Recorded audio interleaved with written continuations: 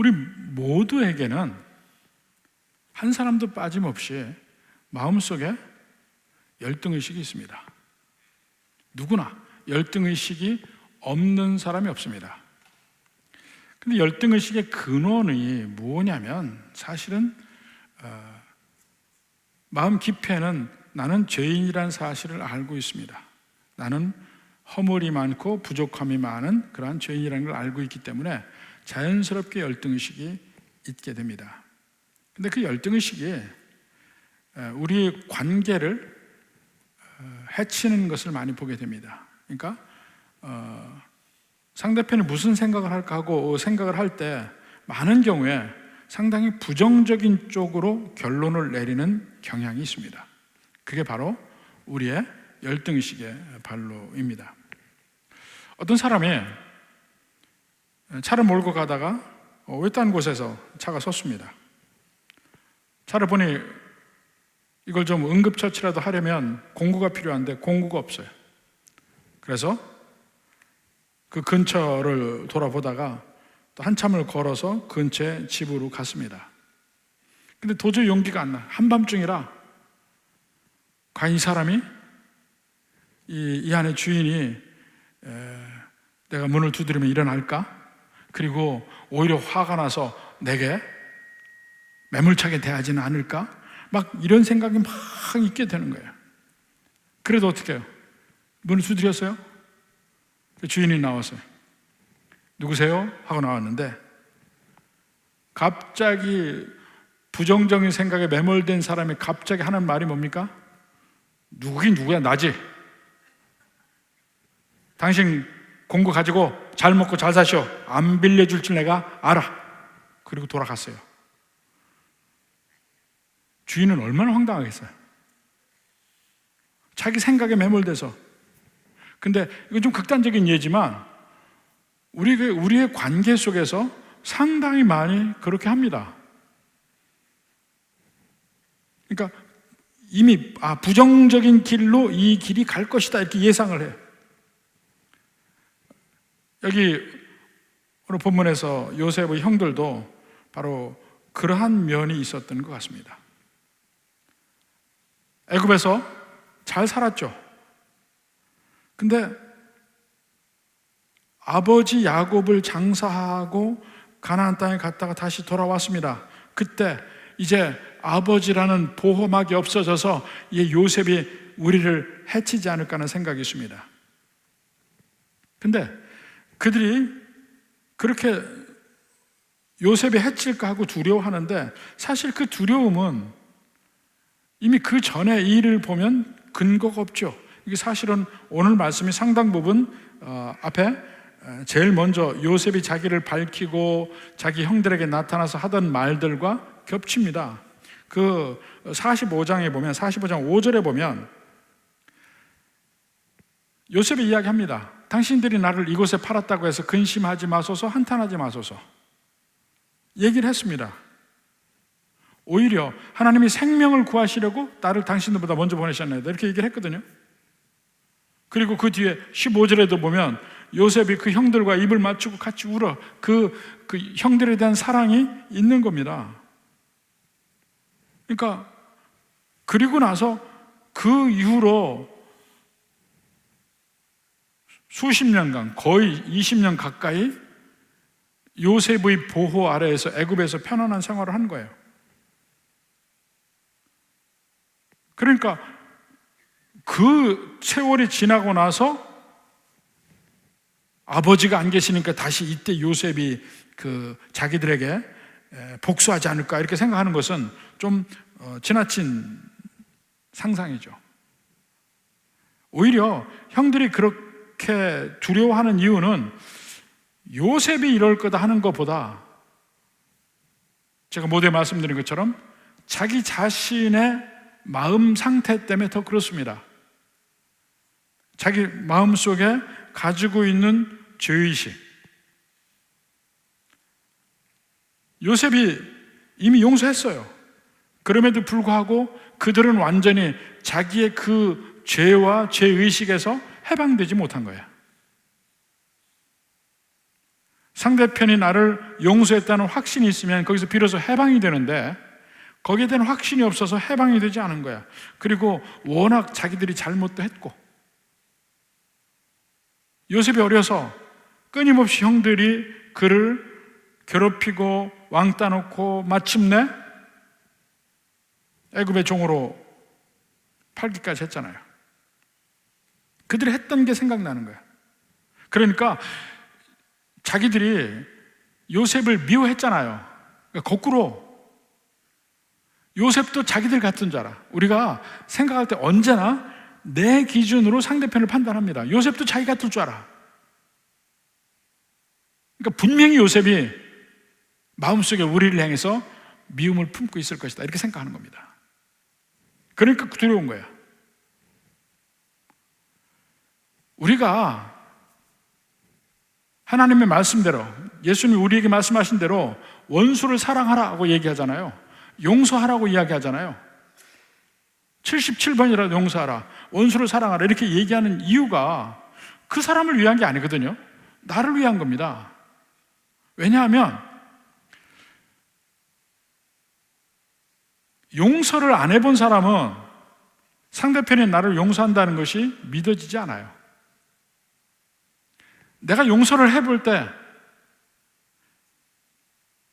그 용서를 통해서 내가 마음의 자유함을 얻게 되다 보면 다른 사람이 나를 용서할 수 있다는 것도 이해가 돼. 심지어는 하나님이 나를 용서한다는 것도 이해가 돼요. 그러니까 이 하나님이 나를 사랑하시고 나를 위해서 목숨을 바치시고 이런 것이 사실은 일반적으로는 이해되는 일이 아닙니다. 왜냐하면 이 세상에 있는 일이 아니니까. 근데 하나님의 말씀을 받고 내가 예수님 믿는다고 할 때 그 다음부터 예수님 뜻대로 하는 것 중에 하나가 내게 해코지 한 사람을 용서하는 연습을 해야 돼. 자꾸 용서하려고 해봐야 돼요. 그런데 그게 하나님의 명령이니까, 우리 주님의 명령이니까. 근데 그렇게 하다 보면 이 하나님이 주신 능력 때문에, 하나님이 주신 은혜 때문에 용서할 수 있게 되고 실제 하다 보면 진정한 의미의 자유함을 경험합니다. 용서하지 않을 때는 오히려 그 미움에 노예가 되어 있는 거예요. 용서하면 거기서 노임을 받는 거예요. 그래서 우리 삶에서 용서한다는 게 대단히 중요하고, 또 우리가 믿을 때 하나님의 용서함을 경험하잖아요. 그러면 우리 인간 사회에서도 서로 간에 용서할 수 있다는 사실이 믿어지기 시작해요. 일단 용서함을 경험하면 이게 상당히 상호 보완적인 관계가 있습니다. 하나님과 나 사이, 하나님이 나를 용서하시는 것과 내가 다른 사람을 용서하는 것, 또 용서를 받는 것도 마찬가지야. 그러니까 이들은 아직 그런 면을 경험하지 못해서 요셉도 우리처럼 아직 우리를 향해서 복수의 칼을 마음속에 두고 있을 것이다, 이렇게 생각한 거예요. 그래서 이제 요셉에게 용서를 구하는 장면인데 거기서도 좀 비뚤어졌잖아요. 자, 16절부터 봅니다. 요셉에게 말을 전하여 이르되 당신의 아버지가 돌아가시기 전에, 조금 너무 멀리 느껴지죠? 우리 아버지가 이런 얘기가 아니야. 당신의 아버지가 돌아가시기 전에. 그러니까 야곱의 식구는 요셉하고 베냐민밖에 없어요. 나머지는 거의 남이야. 당신의 아버지가 돌아가시기 전에 명령하여 이르기를 너희는 이같이 요셉에게 이르라. 내 형들이 내게 악을 행하였을지라도 이제 바라건대 그들의 허물과 죄를 용서하라. 그랬다는 거예요. 그런데 이 말은 야곱이 한 적이 없죠. 용서하라고 할 필요가 없습니다. 이미 요셉이 그들을 받아들이고 용서했다는 걸 아니까 굳이 새롭게 이 거의 20년이 다 지난 세월 이후에 그 용서를 이야기할 필요가 없는 거야. 한 17, 18년이 지났을 때. 오히려 자기들의 마음속에 있는 것을 고백하는 내용을 보십시오. 그들이 한 일을 변명하지 않고 죄라고 얘기해. 그들의 허물과 죄를 용서하라 하셨나니 당신 아버지 하나님의 종들인 우리 죄를, 계속해서 죄라 죄라, 자기들의 오히려 고백이 나옵니다. 그러니까 변명하거나 미화시키지 않았어요. 죄라는 걸 분명히 깨닫고 죄라고 이야기하고 죄를 지었으니까 용서해주라, 그것을 야곱이 얘기했다고 거짓말한 거죠. 그러니까 요셉이 보고 그 다음에 어떻게 합니까? 그 소리를 들을 때 울었더라 그랬어요. 울었더라. 요셉이 왜 울었을까요?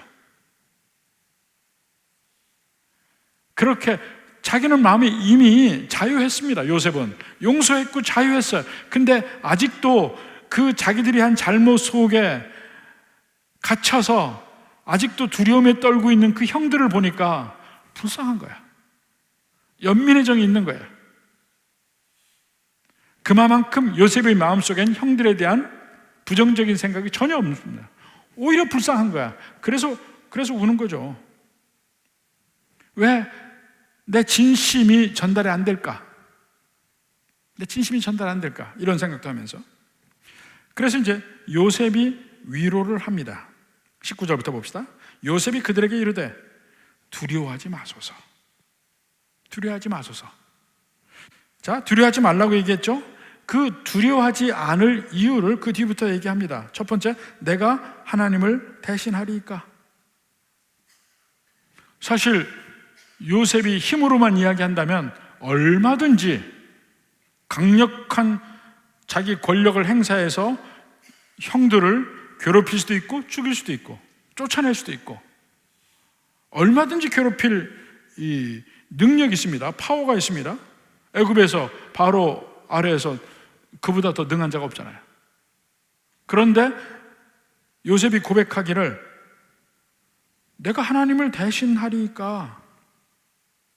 하나님을 대신하리이까. 우리 인간관계에서 생기는 많은 문제가 사실은 우리가 하나님을 대신해요. 하나님 자리를 차지해. 하나님이 해야 될 일을 내가 하겠다고 날라. 그거 내가 고쳐야지. 응? 내가 이걸 딱 정리를 해야지. 뭐 이런 거. 요셉이 능력이 있음에도 하지 않아요. 그러면서 나는 하나님을 대신하지 않는다. 그러니까 하나님이 하시기를 기대하고 하나님께 맡기는 거야. 내가 하지 않는 거야. 그래서 그 요셉도 자기에게 한 그 형들의 잘못도 하나님께 맡긴 거야. 자기는 하나님과의 관계에서만 생각하는 거죠. 우리도 우리의 삶에서 자유함을 누리지 못하는 이유가 상당 부분이 그 사람들에 대한 섭섭함과 미움과 내가 어떻게 해야 된다는 이 하나님을 대신하는 바로 그런 면이 나를 자유롭지 못하게 해요. 모든 걸 다 내가 다 알아서 관리를 해야 돼. 제가 목회를 하면서 배운 거는요,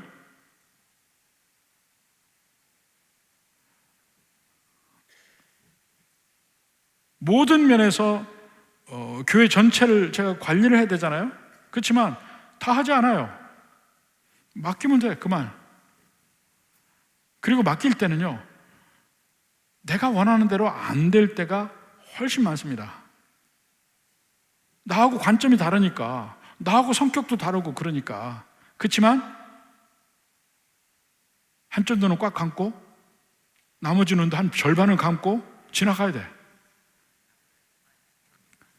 그래야 편안하게 가요. 알고도 모르고 모르고도 모르고 그냥 그렇게 가는 거예요. 그리고 하나님께 맡기는 거죠. 그분도 하나님 안에서 일을 하는 것이고 그분도 하나님. 심지어는 또 성도와 성도 사이에 문제가 생겼을 때도 이분이 이렇게 했으면 좋겠고 이분이 이렇게 했으면 좋겠어요. 그런데 냅둬. 그냥 내버려 둬요. 아프고 힘들고 막 뭐 별일 다 있는데 시간이 지나면 또 어떻게 해결이 되기도 하고 가기도 하고 심지어는 하나가 나가 떨어지기도 하고 하지만 냅둬. 하나님이 하시게. 제가 처음 목회할 때하고 지금하고 차이는 그런 것 같아요. 처음은 다 일일이 쫓아다니면서 다 설거지 제가 다 했습니다. 근데 점점점 뒤로 물러서고 안 하게 돼요. 하나님께 맡겨요.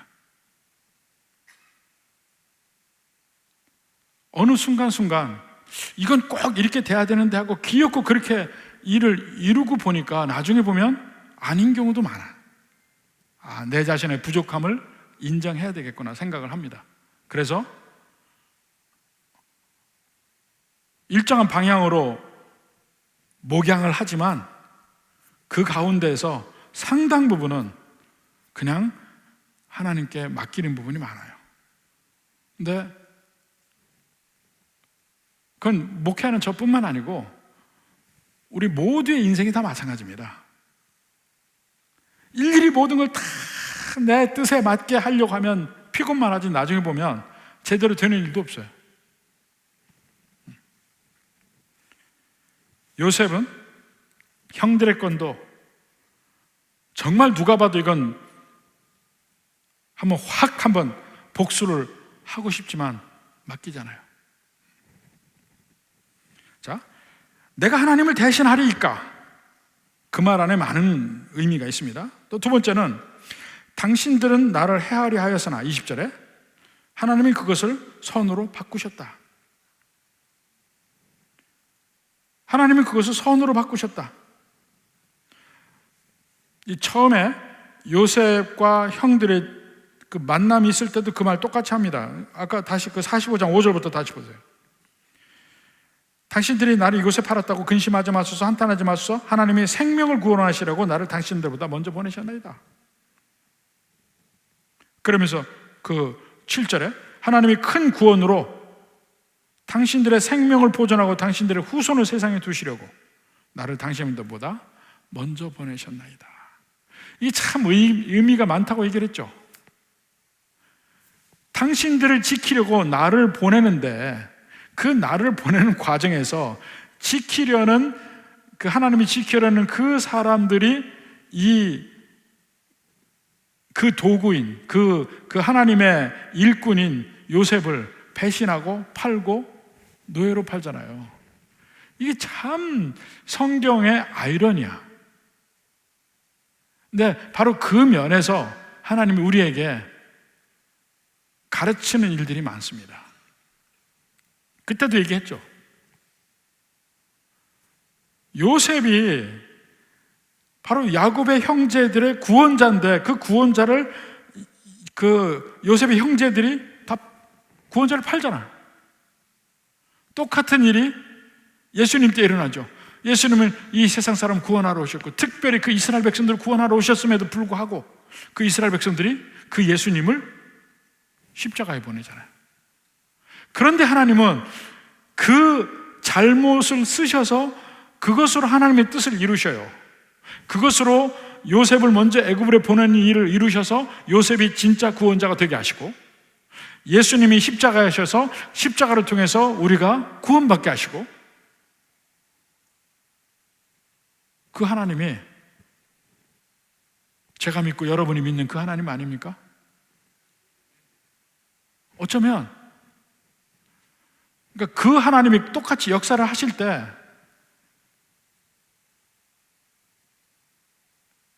나를 괴롭게 하고 배신하고 나를 막 이 구렁텅이에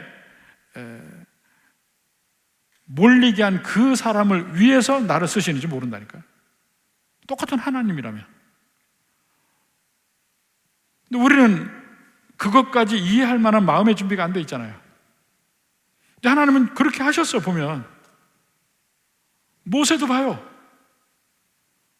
먼저 하나님이 이스라엘 백성들을 구원하시려고 모세를 택했어요. 모세도 그걸 알고 이제 자기 백성 편에서 서서 일을 하려고 해. 가서 보니까 애굽 사람이 그 히브리 사람을 괴롭게 할 때 그 애굽 사람을 쳐 죽이잖아. 그건 자기가 그 이스라엘 백성의 구원자로 하나님이 택했다는 걸 알고 한 행동이라니까요. 그런데 이스라엘 백성들은 모세를 배척합니다. 누가 너를 우리의 재판관으로 삼았느냐? 배척하죠. 일이 탄로나고 모세는 도망갈 수밖에 없게 돼.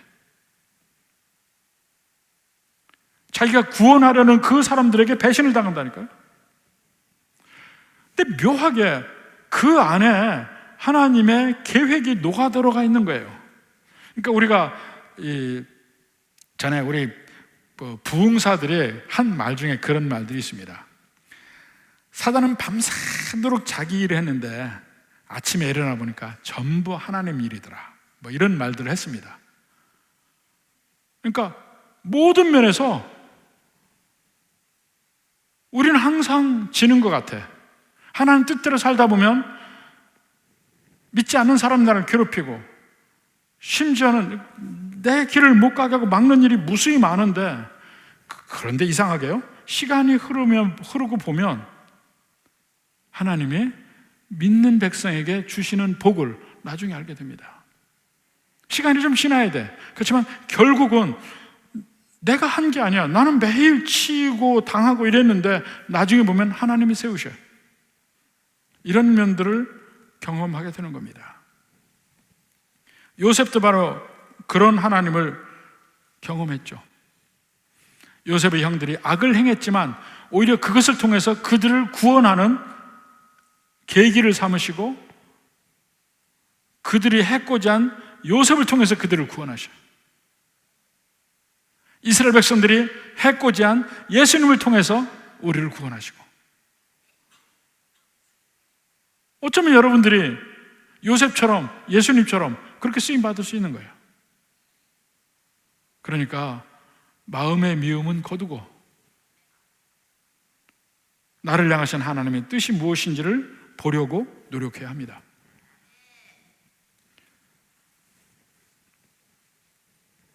그리고 요셉의 그런 면을 보면 다시 한번 우리 창세기 45장에 봤던 대로 생각을 해봅시다. 아무리 환난 중에 있다 하더라도, 우리를 향하신 하나님의 생각은 평안이다. 바로 이 사실을 잊지 말아야 합니다. 예레미야 29장 11절. 여호와의 말씀이니라. 너희를 향한 나의 생각을 아나니, 내가 아나니 평안이요 재앙이 아니니라. 너희에게 미래와 희망을 주는 것이니라. 지금 예레미야서가 언제 쓰여졌습니까? 예레미야서가 남한국 유다가 멸망한 직후에 쓰여졌어요. 남한국 유다의 멸망을 예레미야가 봤잖아. 느부갓네살 왕이 막 쳐들어올 때 거짓 선지자들은 자, 나가서 싸우자. 여호와 하나님이 우리와 함께 하실 것이다 하고 얘기할 때 예레미야는 아니다. 그들에게 함락당하는 것이 하나님의 뜻이니까 싸우지 말고 그냥 항복하자. 가장 인기 없는 말을 했어요. 그냥 항복하자. 이게 항복하는 게 하나님 뜻이다. 그러니까 시드기야가 예레미야를 가뒀잖아요. 우리가 이기고 와서 너를 대하리라. 근데 유다가 멸망하죠. 예레미야는 자기 뜻도 아닌데 결국은 이 그달랴 그 일행 때문에 반기를 들었다가 예레미야는 반기 든 사람에게 끌려서 애굽으로 갑니다. 거기서 죽어요. 근데 그가 그 함락당한 이후에 쓴 게 예레미야 애가, 또 그 와중에 쓴 것이 예레미야서 전체가 바로 함락당하기 전부터 후까지의 기록이에요. 거기서 예레미야 뭐라 합니까? 포로로 잡혀가야 된다는 거야. 그것이 하나님의 뜻이야. 근데 포로로 잡혀간다고 해서 우리가 끝이 아니고, 하나님이 그래서 우리를 버린 것도 아니고, 하나님이 능력이 없는 것도 아니고, 이 길이 궁극적으로는 우리에게 복을 주시는 길이라는 거야. 그 얘기를 하는 겁니다, 지금. 가만히 있어라, 잡혀가라. 그런데 너희를 향한 나의 생각을 내가 하나니, 하나님이 하시는 말씀, 내가 하나니 평안이요 재앙이 아니라. 포로로 잡혀가는 이스라엘 백성들에게 그래 잡혀가라. 근데 너희를 향한 나의 생각은 평안이다. 샬롬이라. 오히려 이를 통해서 너희에게 미래와 희망을 주려는 것이다. 참 기가 막힌 얘기예요. 하나님의 백성을 향해서, 우리를 향해서 하나님의 생각은 악함이 전혀 없습니다. 우리를 선하게 대하시기를 원해요. 그렇다고 해서 우리의 삶에 어려움이나 고난이 없다는 얘기는 아니에요. 오히려 어려움과 고난이 있을 겁니다. 왜냐하면 이스라엘 백성들 보십시오. 바벨론에 가서 70년을 살아야 돼. 70년. 이미 그 예레미야를 통해서 70년을 약속을 하셨어요. 70년 뒤에 돌아오리라. 그게 그들을 새롭게 하는 기간일지도 모르죠. 고난이 있다 할지라도 하나님의 우리를 향하신 뜻은 그것을 통해서 궁극적으로는 평안을 주시겠다는 얘기예요. 그래서 참으로 온전히 예수 믿는 사람들은 이 세상에서 당하는 우리의 모든 일, 희노애락의 모든 일을 당하고 환난과 어려움과 곤고함이 있다 할지라도 우리는 절망하지 않아요. 마치 시편 23편 내용처럼 사망의 음침한 골짜기 갈 수 있잖아. 여호와는 나의 목자시니. 근데 그 목자이신데 내가 사망의 음침한 골짜기를 간다는 거야. 그래도 그 골짜기를 지나가면서 해를 두려워하지 않으면 주께서 나와 함께 하십니다.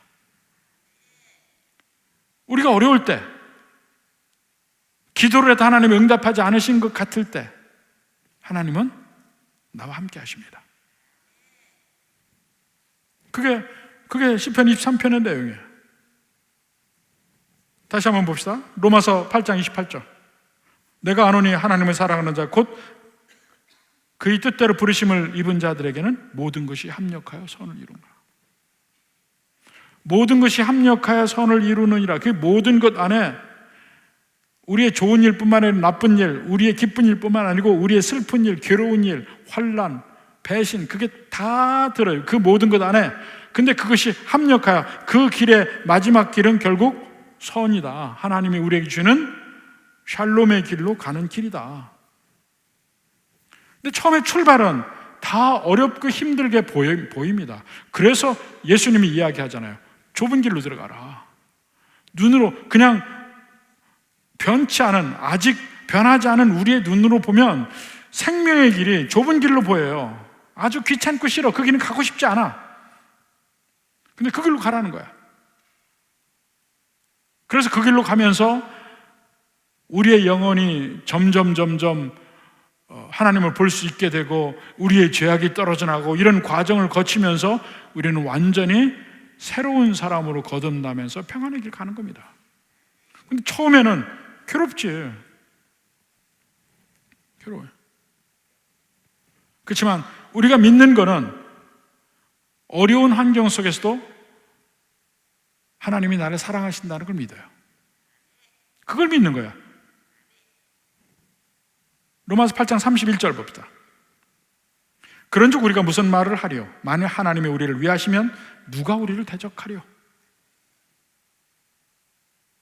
하는 이 두 번째 문장은 조금 더 이렇게 좀 멋있는 말로, 우리말로 좀 바꿨으면 좋겠어요. 영어는 정말 멋있거든. If God is for us, who can be against us? 라는 말이에요. 하나님이 내 편이면 누가 나를 대적하려? 뭐 이런 말이에요. 하나님이 내 편이면 누가 나를 대적하려? 근데 그렇게 부르짖을 때 내 환경은 뭡니까? 사망의 음침한 골짜기를 다니고 있어. 그런데 거기서 외치는 겁니다. 하나님이 내 편인데 누가 나를 대적하려? 그리고 가는 거야. 그게 믿는 자의 담대함입니다. 그리고 그걸 다시 확인하는 말이 그 뒤에 32절에 자기 아들을 아끼지 아니하시고 우리 모든 사람을 위하여 내주신 이가 우리 하나님에게 가장 귀한 것은 성자 하나님이에요. 근데 가장 귀한 것을 우리에게 주셨는데 뭘 더 바라는 거야? 어찌 그 아들과 함께 모든 것을 우리에게 주시지 아니하겠느냐? 다른 모든 것도 우리에게 다 주시려는 하나님의 의도가 있어요. 지금 사망이 음침한 골짜기인 것처럼 보이는 것은 그 길로 가는 하나님의 길이요. 하나님의 길이요. 그러니까 예수님을 십자가에 못 박으심으로 말미암아 그것이 우리에 대한 하나님의 사랑을 확증하셨다. 또 그랬잖아요. 확증하셨다. 다른 거 다 제쳐놓고 지금 내 환경을 보는 게 아니고 하나님이 나를 위해 아들을 십자가에 보내셨어. 이 한 가지 사실만 가지고도 나를 향하신 하나님의 생각은 평안이요, 사랑이요, 소망이요, 천국인 겁니다. 그 아들, 그 사건, 그 사실 하나만 가지고도 그 얘기를 하는 겁니다. 그래서 이 모든 것이 참 요셉은 특별한 은혜를 받았지만 지금 우리에게는 예수님이 오셔서 확실하게 더 확증적으로 모든 것을 볼 수 있게 된 겁니다. 그래서 예수 믿는 사람들은 인생이 바뀌는 거예요. 어떤 분이, 저를 전도한 분이 결혼할 때는 예수님 안 믿었으니까 결혼해서 사주를 봤대. 사주를 봤는데 사주도 여러 가지가 있습니다. 당사주라는 게 있어요.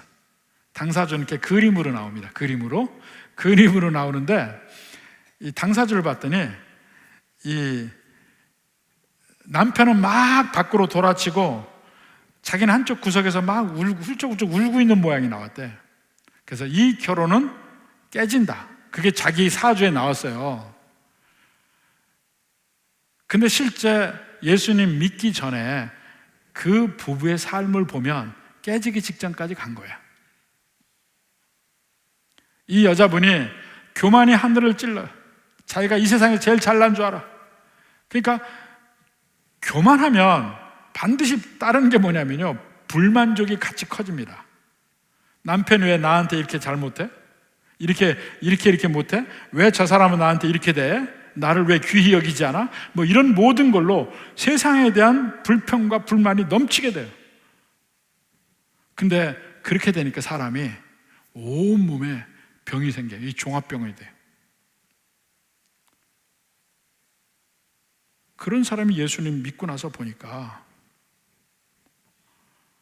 마음에 기쁨이 있고 하나님이 나를 사랑하신다는 사실을 깨닫고, 그리고 나서 그냥 예수님 열심히 믿으려고 교회를 다녔어요. 그리고 몇 년이 지나고 가만히 있어봐, 병이 없어졌네?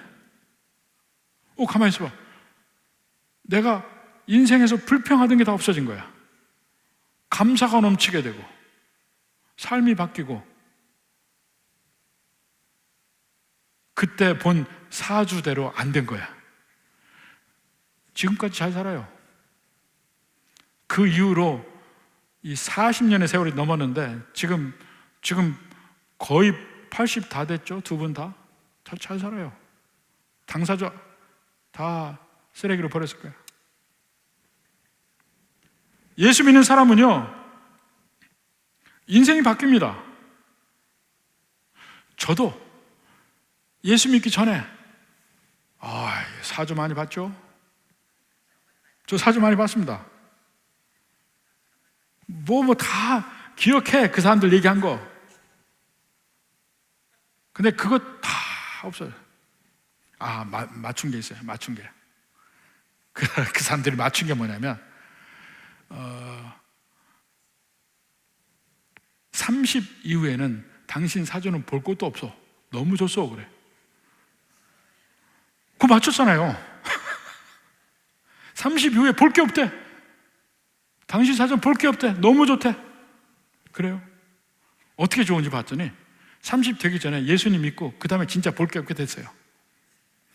여러분도 사주 볼라 하지 마요. 우리 혹시 뭐 봐야 될까? 이게 보러 가지 마십시오. 여러분은 이미 좋은 길로 들어선 사람이에요. 문제가 뭐냐면 모든 것이 하나님에게 달려있고 하나님께서 결국은 내게 복된 길로 인도하실 거라는 믿음이 있어야 돼요. 그걸 믿고 가다 보면 실제 믿음의 복이 우리의 모든 삶을 주관할 겁니다. 요셉도 결국 그런 믿음 속에 살고, 그러니까 나에게 해코지한 사람들에게도 전혀 마음에 불편함이 없어요. 오히려 그런 걸 통해서 내가 이 자리에 왔잖아. 요셉은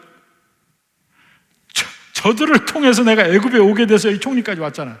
그러니까 내가 가는 길에 중간에 잘한 사람 못한 사람 수없이 많은 사람이 있지만 그 모든 과정을 거쳐서 지금 내가 여기 있잖아. 그리고 천국 가서 있을 거 아니에요. 그러니까 모르는 거니까 합력하여 선을 이룬다 그겁니다. 이제 그리고 마지막에 22절부터 요셉의 마지막 이야기가 나오는데, 자 22절부터 봅시다. 요셉이 그의 아버지의 가족과 함께 애굽에 거주하여 110세를 살았다. 이야, 110세를 살았어요. 애굽에 총리 될 때가 언제입니까? 30세 30살에 총리 돼가지고 은퇴를 했겠죠. 근데 110세까지 살았어. 에브라함이 자손 3대를 보았으며, 에브라함이 자손 3대를 보았고 증손주 고손주까지 본 모양이에요. 므낫세의 아들 마길의 아들들도 요셉의 스라에서 양육되었더라. 우리 박태진 전사님 어디 갔어? 네. 결혼식 때 한 가지 내 말을 못한 게 있어요. 내 이상 나라고 약속을 받아야 되는데, 아니 제발 그리스도인들은 애들 좀 많이 낳으십시오. 빨리 문 닫지 말고, 공장문 닫지 말고 애들 많이 낳으십시오. 잠언 17장 6절 봅시다. 잠언 17장 6절. 그래서 뭐라 합니까? 손자는 노인의 면류관이요 아비는 자식의 영환이라. 자식이 많은 게, 후손이 많은 게 노인의 면류관이라 그랬어요. 제발 예수 믿는 사람들 자식들 많이 낳았으면 좋겠어요. 자식을 안 낳는 게 얼마나 이기적인 행동인지 아세요? 그리고 좀 우리 아들도 있지만 일찍 좀 결혼해요. 늦게 하지 말고. 늦게 하니까 자식이 낳기가 힘들어지는 거야. 제발 좀 20대에 결혼했으면 좋겠어요. 20대에 결혼할 생각을 안 하대. 그리고 30이 넘으면 조금 할까? 35가 돼야 이제 때가 됐나? 늦어요. 야, 우리 아들아 듣고 있냐?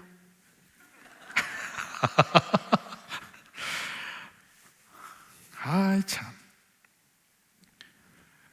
요셉의 복이 많은 자손으로 표현되어 있어요. 많은 자손으로. 우리 예수 믿는 가정도 많은 자손이 있어서 말년에 정말 여러분의 면류관이 되기를 주님의 이름으로 축원합니다. 그리고 요셉이 마지막 명령을 합니다. 자손들에게 맹세시킵니다. 25절에 보니까 거기 보면 내 해골을 메고 올라가겠다 하라. 내 해골을 메고 올라가겠다 하라. 그 얘기를 합니다. 자, 히브리서 11장 22절 봅시다. 믿음으로 요셉은 임종시에 이스라엘 자손들이 떠날 것을 말하고, 하나님이 그들을 애굽에서 떠나게 할 것을 말하고 또 자기 뼈를 위하여 명하였으며 그때는 내 뼈를 가지고 가라.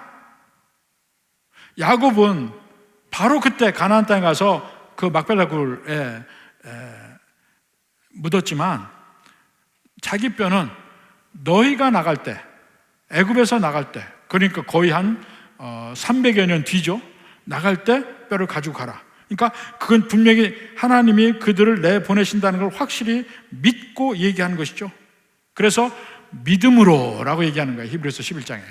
믿음으로 요셉은, 야곱도 믿음으로 내 뼈를 거기다 갖다 묻어라 했고, 요셉도 믿음으로 너희가 나갈 때 내 뼈를 가지고 가라고 얘기하고, 성대한 장례식이 거행이 됐죠. 그래서 이제 창세기가 마치게 되는데, 그 마지막 순간은 뭐냐면 기다림이에요. 기다림. 가나안 땅에 들어갈 기다림이 다 묻어 있어. 야곱도 나를 거기 갖다 묻으라 하지. 요셉도 너희가 나갈 때 나를 갖다 묻으라 하지. 바로 가나안 땅에 돌아가는 그 날을 기다리는 겁니다. 야곱과 그 후손들은 하나예요. 요셉과 그 후손들도 하나예요. 너희가 갈 때 나도 같이 간다. 함께야. 같이 그 천국을 고대하는 믿음이 있는 겁니다. 기다림. 결국 그 기다림은 예수님이 오셔서 마침내 그것이 이루어지는 겁니다. 그러니까 구약 성경은 결국 메시아를 기다리는 기다림으로 끝나는데, 창세기에서도 바로 그 천국을 회복하는 그날을 기다리는 것이고, 그것이 히브리서 11장에서 잘 표현되어 있습니다. 그게 믿음이라는 거예요. 근데 그 구약에서도 믿음이 기다림이잖아요. 지금 신약 백성들도, 제가 지난번에 얘기했죠, 로마서에서는 우리를 위하여 죽으신 예수님을 그 뒤돌아보면서 그 믿음의 반석 위에 우리가 가는 것이고, 또 다른 면은 히브리서에서 구약 백성들이 그 앞에 그 가나안 땅을 고대하고 바라보는 것처럼 우리도 천국을 고대하고 바라보고 살아가는 거예요. 그걸 믿음이라고 그런 거예요. 현재 우리의 삶에서 온갖 일이 벌어지지만 그건 관계없어요. 오로지 천국만 바라보고 가는 길. 그 속에 진정 주께서 우리에게 주시는 평안함이 있고, 주께서 우리에게 주시는 복된 길이 있고, 모든 관계 속에서도 누구를 미워하지 않고 우리 한 권속으로, 한 가족으로 천국 가는 그날까지 함께 갈 수 있기를 주님의 이름으로 축원합니다.